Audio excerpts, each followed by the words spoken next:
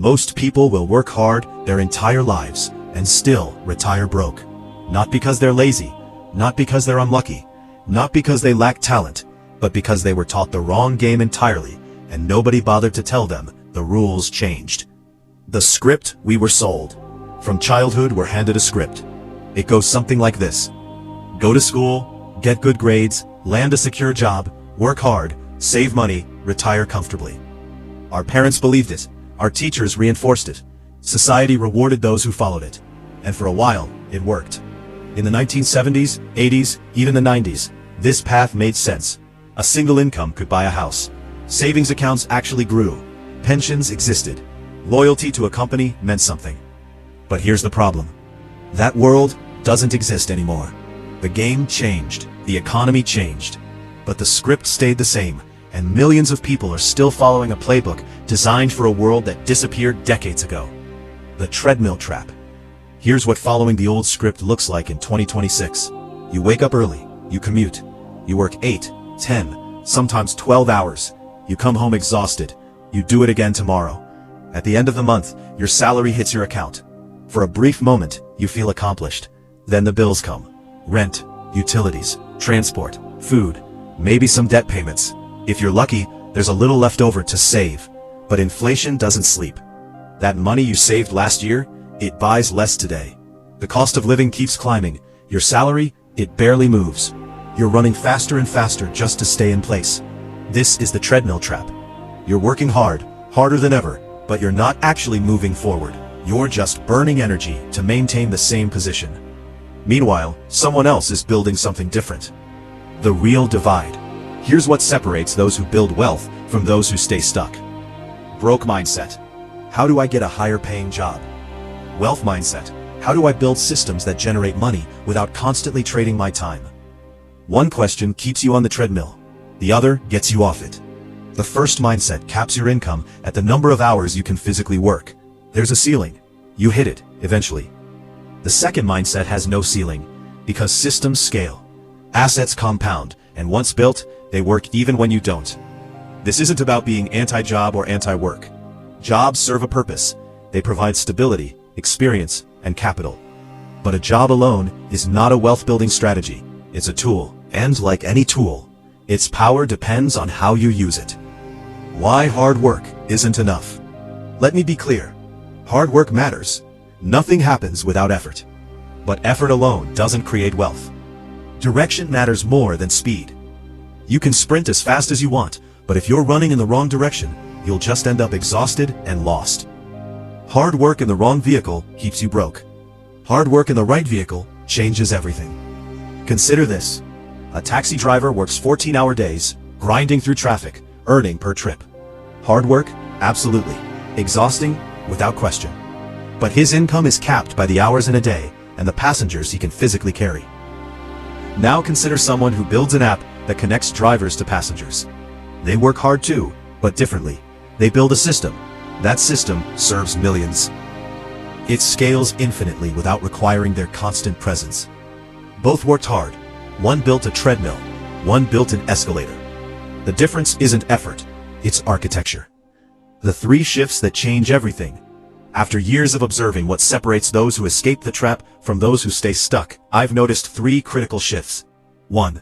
Income diversity over single dependency. Relying on one income source is the financial equivalent of walking a tightrope without a net. One job loss, one company restructuring, one economic downturn, and everything collapses. Those who build wealth understand this. They don't just diversify investments, they diversify income. Multiple streams, different sources, various currencies. It's not about working 3 jobs, it's about building 3 assets. A skill that pays, a product that sells, an investment that grows. When one stream slows, others keep flowing. Assets over liabilities. Most people spend their lives accumulating things that drain their accounts. Cars that depreciate the moment they leave the lot. Gadgets that become obsolete in 2 years. Subscriptions that quietly bleed them dry. These aren't assets. They're liabilities dressed up to look like success. Real assets put money in your pocket. They appreciate, they generate, they compound. Real estate that produces rent. Skills that command premium rates. Businesses that operate without you. Investments that grow while you sleep. The question isn't, can I afford this? It's, will this make me money or cost me money over time? Skills over certificates. The market doesn't pay for credentials. It pays for results. A degree tells people you completed a program. A skill shows them you can solve their problem. The other is proof. The most valuable skills today aren't taught in most classrooms. How to sell, how to communicate persuasively, how to build digital products, how to understand markets, how to manage money, how to think strategically. These skills compound. They transfer across industries. They become more valuable as you develop them.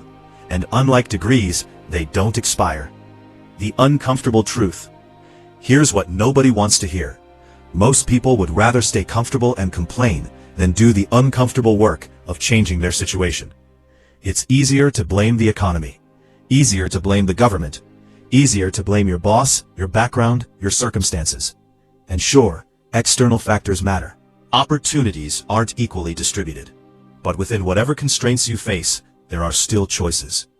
Every day, people with fewer advantages, fewer resources, and fewer connections figure it out. They learn, they adapt, they build. Not because they're special, but because they decided that staying stuck was more painful than changing. Comfort is expensive. It costs you your future. Nobody is coming to save you. This is the part that stings. The government isn't going to fix your finances. Your employer doesn't care about your retirement. Your family can't carry you forever. There is no cavalry, no rescue team, no lottery win on the horizon. The sooner you accept this, the sooner you stop waiting and start building. Your financial future is 100% your responsibility. That sounds harsh, but it's also liberating. Because if it's your responsibility, it's also within your control. You can learn, you can adapt, you can build. Nobody's permission required. The path forward. If you've read this far, you're already different from most. Most people skim, most people scroll past, most people return to the same patterns that keep them stuck. But awareness is the first step. Now comes the harder part. Action. Start small if you need to, but start. Identify one skill that can earn you money outside your job. Cut one liability that's bleeding you dry. Open one investment account, even with a small amount. Build one thing that could generate income while you sleep. The gap between where you are and where you want to be isn't crossed in a single leap. It's crossed one decision at a time. One system. Stacked consistently over time. Final thought. The old script promised security in exchange for compliance. Follow the rules, stay in line, don't take risks. But the world that script was written for has vanished. The new reality rewards those who adapt, those who build, those who take ownership of their financial future. Hard work still matters, but smart work matters more. The treadmill is optional. You can step off whenever you choose.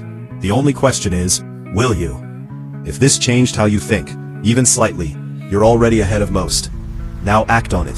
GL.